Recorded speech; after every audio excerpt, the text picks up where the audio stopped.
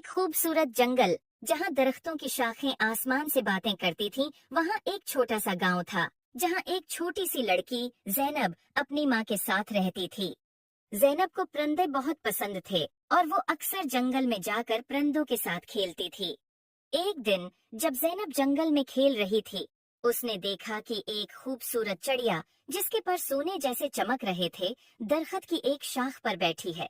जैनब ने कभी ऐसी खूबसूरत चिड़िया नहीं देखी थी। उसने चिड़िया के करीब जाकर कहा, तुम कितनी खूबसूरत हो, क्या मैं तुम्हारे साथ खेल सकती हूँ? चिड़िया ने जैनब की तरफ देखा और बोला, मैं एक सोने की चिड़िया हूँ और मेरी कहानी बहुत अजीब व गरीब है। क्या तुम मेरी कहानी सुनना चाहोगी? जैनब ने कहा, हाँ बिल्कुल। चिड़िया ने कहा, बहुत साल पहले मैं एक आम चिड़िया थी, लेकिन एक दिन एक परी ने मुझे सोने की चिड़िया बना दिया ताकि मैं लोगों की मदद कर सकूं। लेकिन जादू के असर से मैं अपनी आजादी खो बैठी हूँ और अब सिर्फ एक सच्चे दोस्त की मदद से आजाद हो सकती हूँ। जैनब ने चिड़िया से कहा, मैं तुम्हारी मदद कैसे कर सकती हूँ? चिड़िया ने जवाब दिया, तुम्हें जादुई परी को तलाश करना होगा, सिर्फ वही मुझे आजाद कर सकती है। जैनब ने वादा किया कि वो परी को जरूर तलाश करेगी। अगले दिन जैनब ने अपनी तलाश शुरू की और जंगल के बीचों बीच एक खूबसूरत झील तक पहुंची और उसने देखा कि एक खूबसूरत परी पानी की सतह पर उड़ रही है।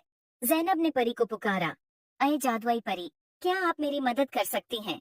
परी ने जैनब की तरफ देखकर मुस्कुरा कर कहा, हाँ प्यारी बच्ची, बताओ क्या मसला है?